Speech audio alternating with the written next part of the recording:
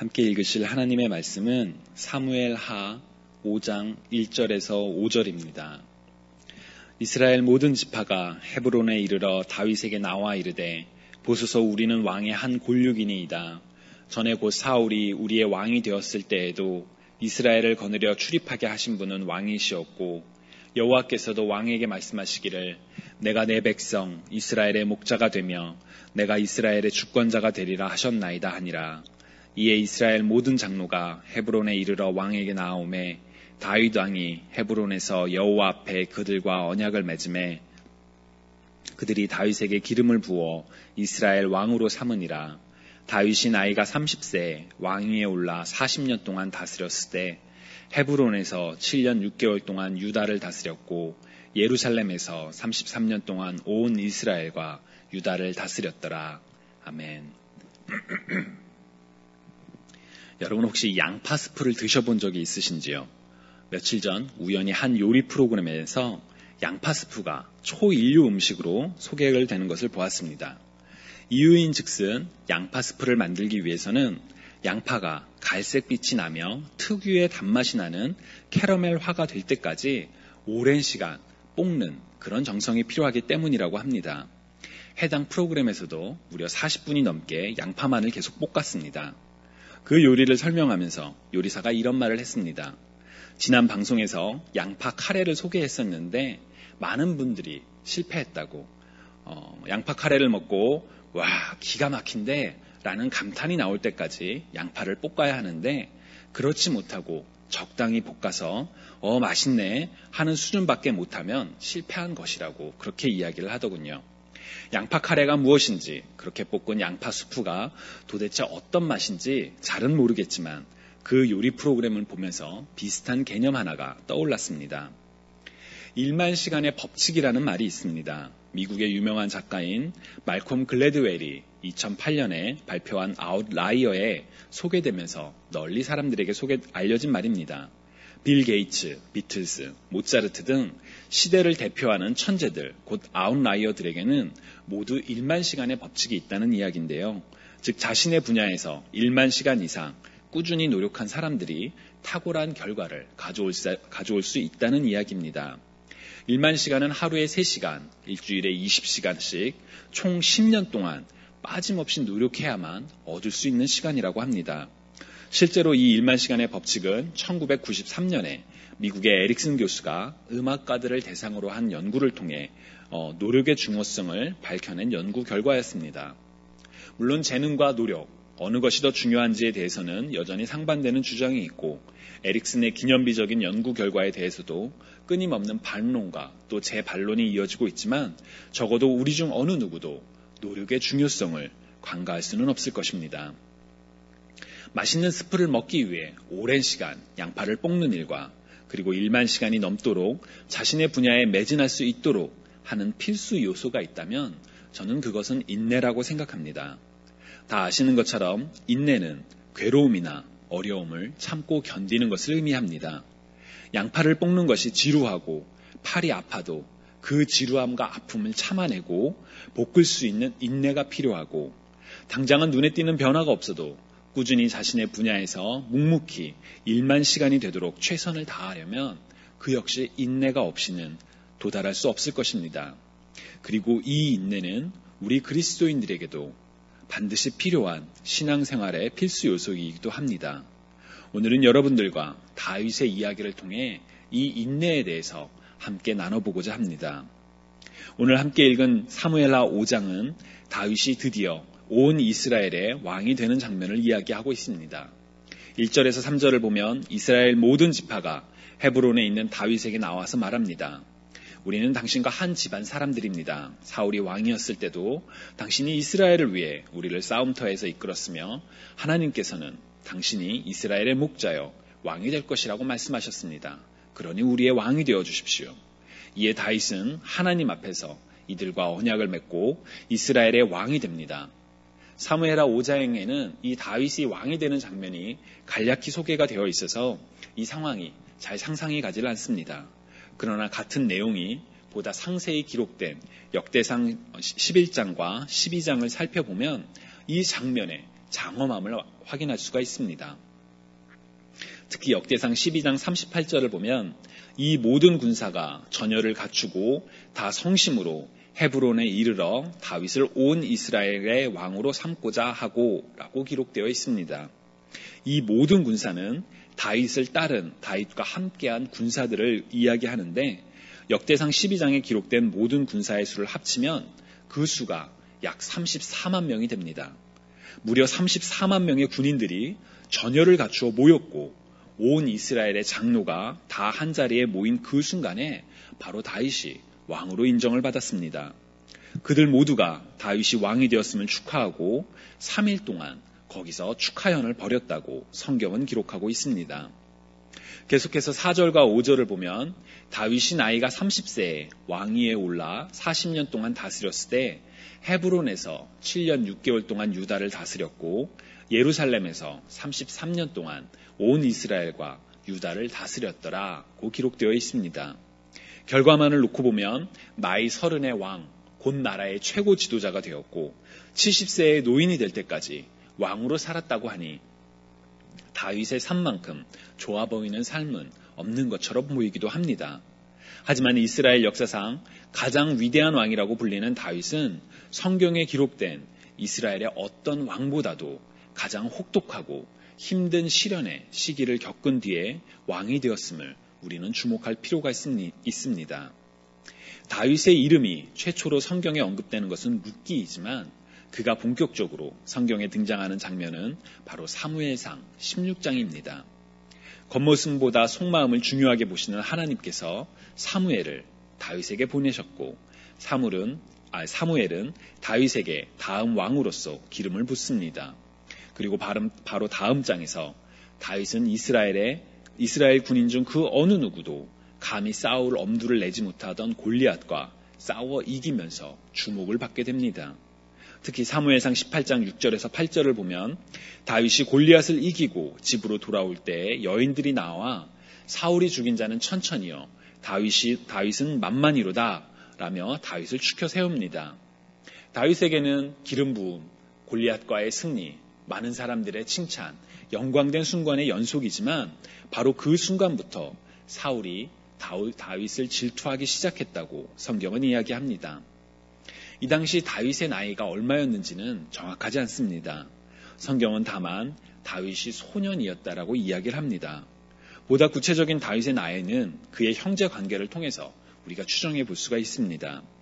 다윗은 8명의 형제 중 막내였는데 사무엘상 17장을 보면 그의 형 중 3명이 장성하여 군인으로 전쟁에 참여했다고 이야기합니다. 민수기의 기록에 의하면 이스라엘의 남성은 20살 이상부터 군인으로 참전할 수 있었습니다. 그렇다면 다윗의 형들 중 3명은 20살이 넘어서 군인으로 참전했고 나머지 4명의 형들이 군대에 참전하지 않았다는 이야기입니다. 만약 이들의 나이가 20살이 되지 않아서 전쟁에 참여하지 못했다라고 가정을 한다면 이들보다도 어렸던 다윗은 이 당시 15살 이하라고 추측해 볼 수가 있습니다. 다윗의 4명의 형들이 나이가 아닌 다른 이유로 전쟁에 참전하지 못했다고 가정하더라도 전쟁에 참여할 수 없었던 다윗의 나이는 20살이 되지 않는 바로 그 시기였습니다. 바로 그 10대의 시절부터 오늘 본문에 기록된 나이까지 그는 살인의 위협을 받았고 도망자의 신세로 살아왔습니다. 오늘 본문 4절에서 다윗이 왕이 되었을 때가 바로 30세라고 이야기를 하지만 사실 이때는 유다의 왕이 된 시기입니다. 다윗은 계속 사울로부터 도망을 다니다가 사울이 죽고 난 다음에 유다 땅 헤브론으로 돌아왔는데 거기서 사람들의 추대를 받아 유다의 왕이 되었습니다. 한편 사울이 전쟁터에서 사망하자 그의 군대 장관이었던 아브넬은 사울의 아들인 이스보셋을 앞세워 이스라엘의 왕으로 세웠습니다. 이스라엘에 2명의 왕이 생긴 것이지요.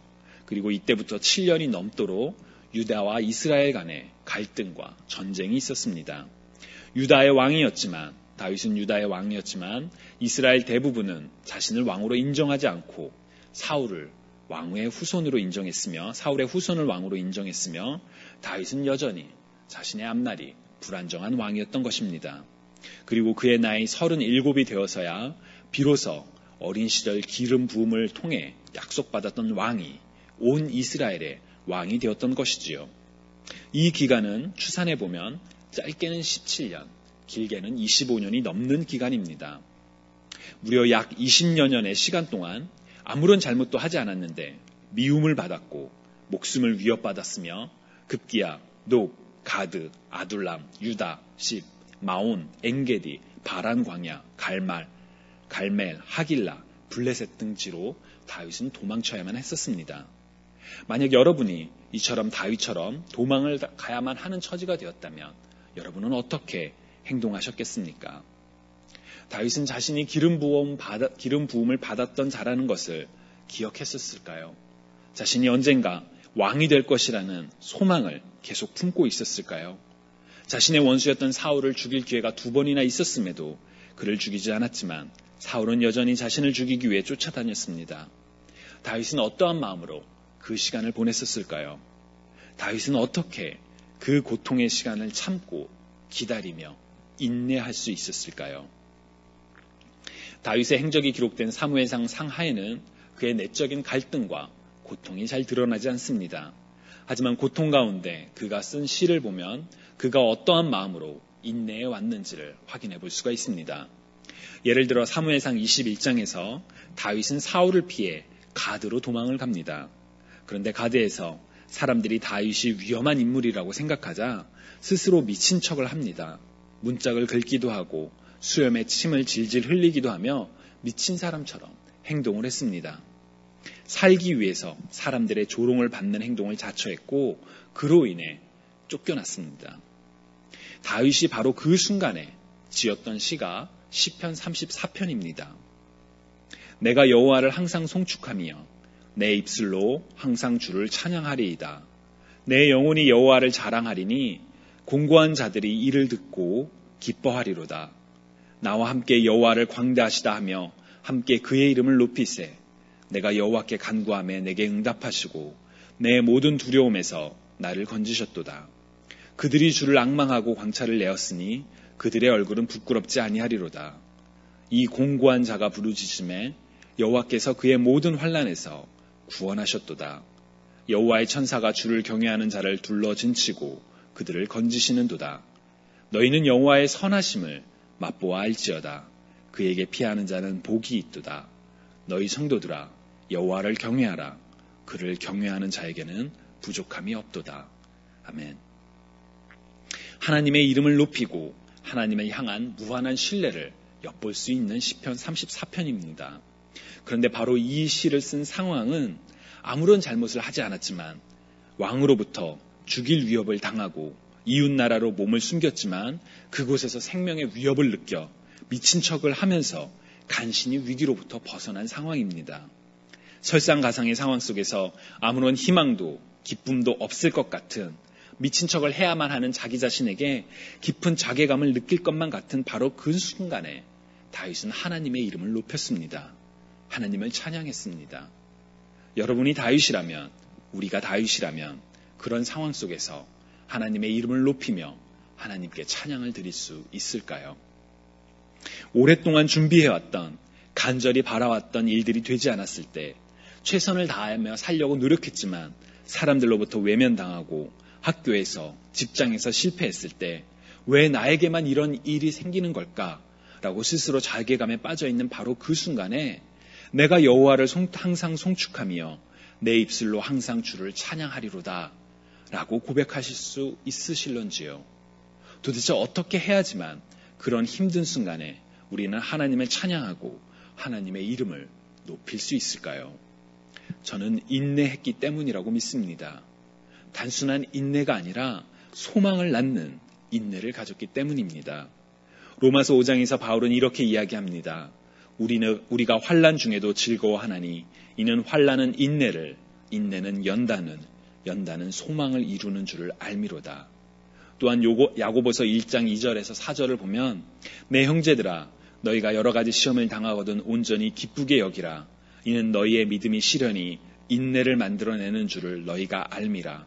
인내를 온전히 이루라. 이는 너희로 온전하고 구비하여 조금도 부족함이 없게 하려 함이라 고 기록되어 있습니다. 고통과 환난 가운데, 어려움 가운데 인내를 통해 소망을 품을 수 있으며 인내의 시간을 통해 부족함 없이 온전해질 수 있다고 성경은 이야기합니다. 다윗에게는 그 인내의 시간이 어떠했을까요? 제가 만약 다윗이라면 무척 힘들고 괴로웠을 것 같습니다. 내가 왜 참아야 해?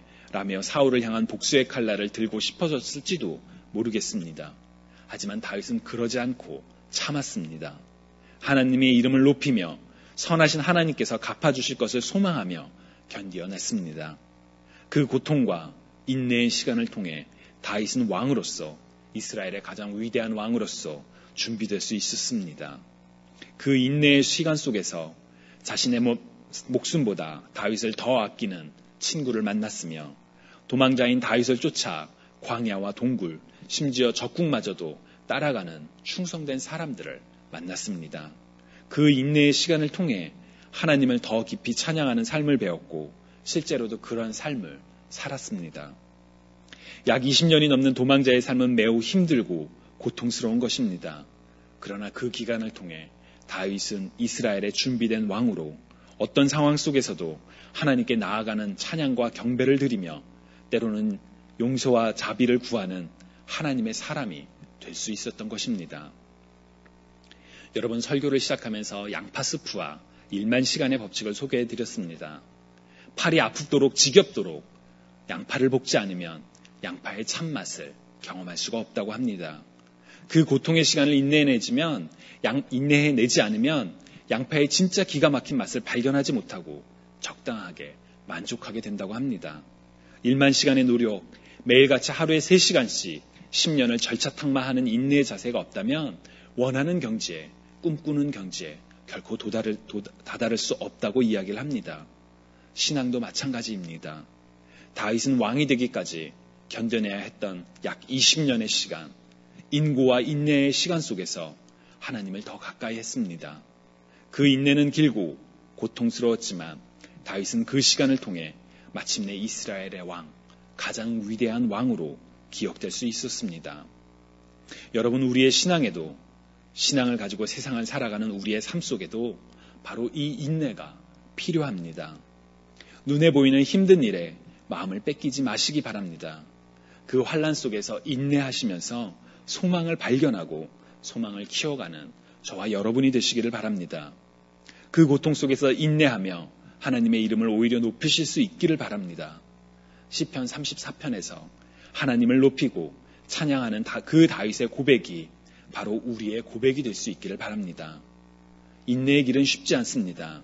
하지만 인내의 시간을 통해 우리는 더욱더 하나님의 사람으로 다듬어져 갈 것을 믿습니다.